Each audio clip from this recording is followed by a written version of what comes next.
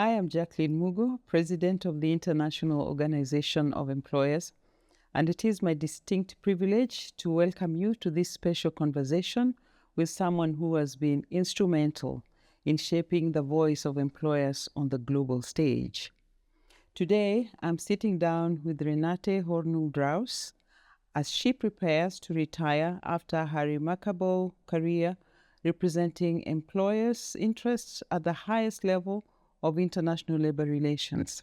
For more than 4 decades, Renate has brought the voice of business to the International Labour Organization. Beginning as the employer's representative from the German Employers Federation, she later advanced to serve as the IOE Vice-President of the ILO and as the employer's group spokesperson. Renate, thank you for joining us today. It is a privilege to have this opportunity to reflect with you on your remarkable achievements and to gain your perspective on the challenges and opportunities that you see ahead. So let me start by asking you to reflect back on your career and to share with us which accomplishments mean the most to you.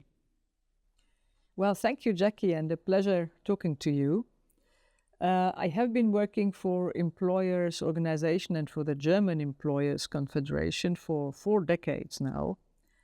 And my greatest achievement, or I'm very proud of really having been able to build a bridge between European and international policy making and the member companies of the BDA on the ground. And my endeavor has always been to provide a value proposition, to provide added value and to address the needs of companies on the ground when it comes to international regulation or when it comes to international cooperation. And I'm very pleased that I think I have been quite successful in doing so. We had a very active European and International Affairs Committee in the BDA in Germany. And the company members are engaging, they are participating, they are joining more and more of them because they feel that what we can deliver as BDA, also thanks to the IOE and to our international activities, is very valuable. The other thing I'm very proud of is that I have always been aiming at bringing together different perspectives, both when I was the chair of the Social Affairs Committee in Business Europe, or as the chair of the Employment, Labour and Social Affairs Committee in BIAC, which is the employer organization dealing with OECD matters, and of course also always in the IOE when we dealt with matters relating to the International Labour Organization. I have myself a somewhat multinational background because I grew up in Romania, or more precisely in Transylvania, where we have several ethnic groups and cultural groups living together. It has always been my endeavor to bring together all the perspectives from all continents, from all colleagues, so that we can get a very inclusive employer's view to be communicated to the ILO and to international policymakers. And I'm very proud that I think this has been achieved and a success. So you have served in very many different roles and seen many achievements, and mainly serving as a long-serving staff member of the German Employers Organization as you've played these different roles. So could you share with us in what ways you have seen employers' organizations transform since you first began working, and what changes surprised you the most in this time? Well, when I started working, this was in 1984, before the socialist bloc dissolved in 1990.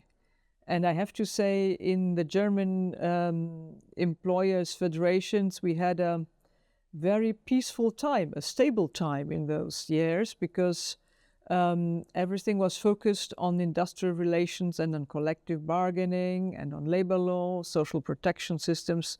In Germany, it had a very strong national focus and a little bit of European policy coming up, but not very much.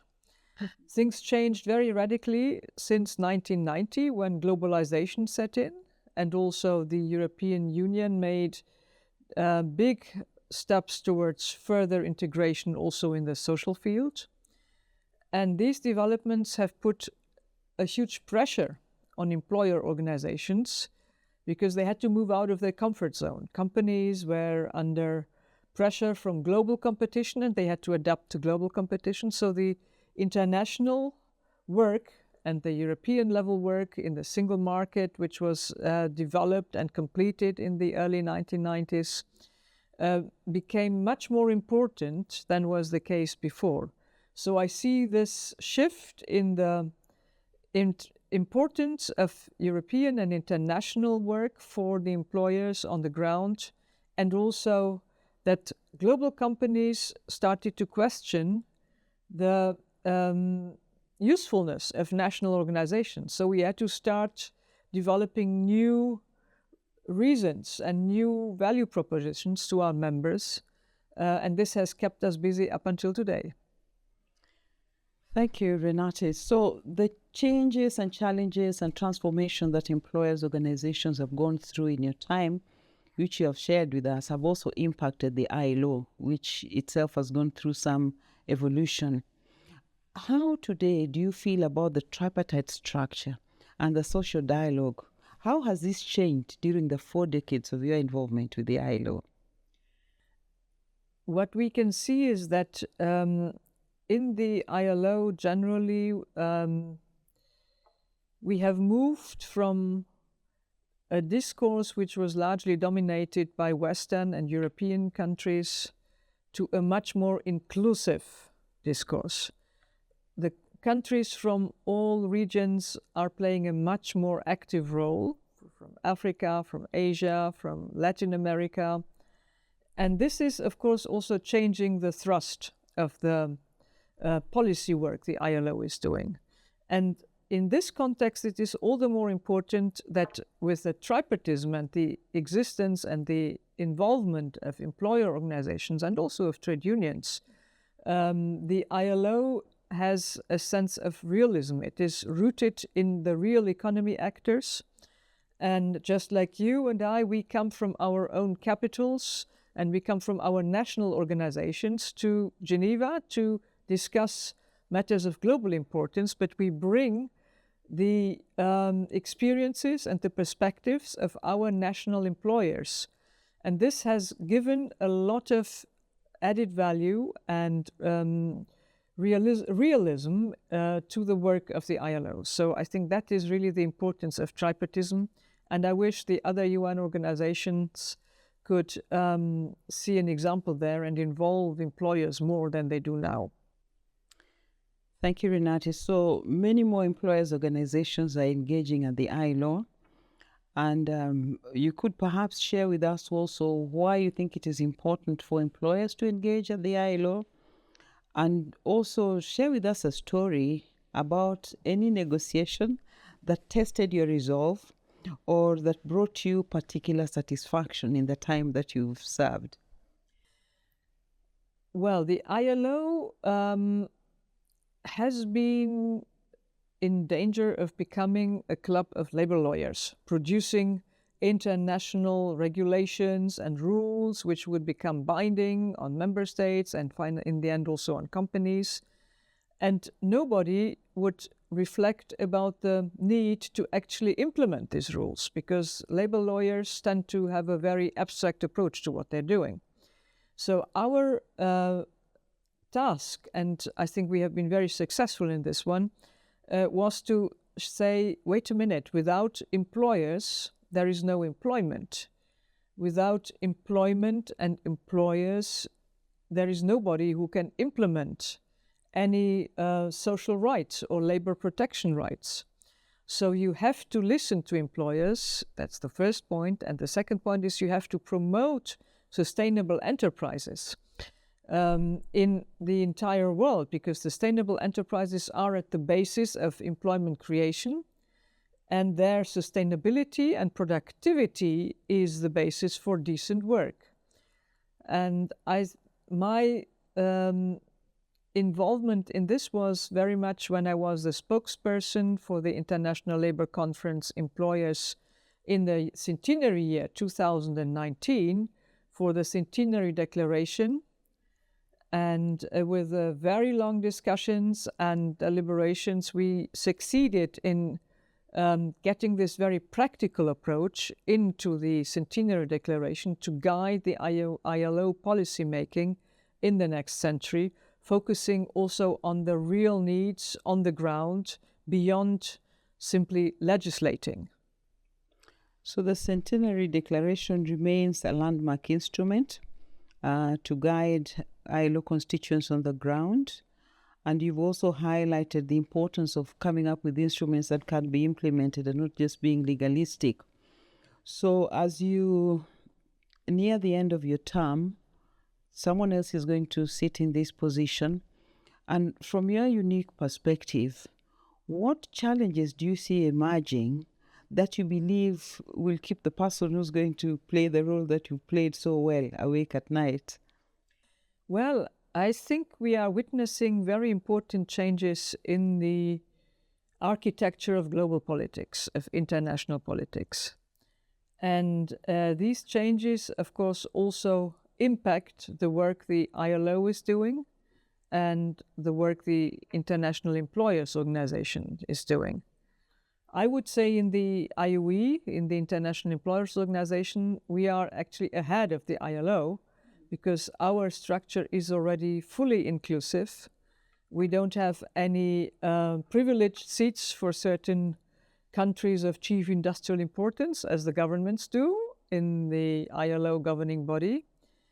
And the challenge will be to make sure that there is a cohesion in the ILO with the new developments and also with new countries becoming very, very important economically and politically, that they receive their appropriate position and influence in the decision-making process in the multilateral system. I think that is going to cause some more headaches, and I wish my successor a lot of luck, and I'm sure he will deal with these challenges in a very, very good way so that we come out of this strengthened.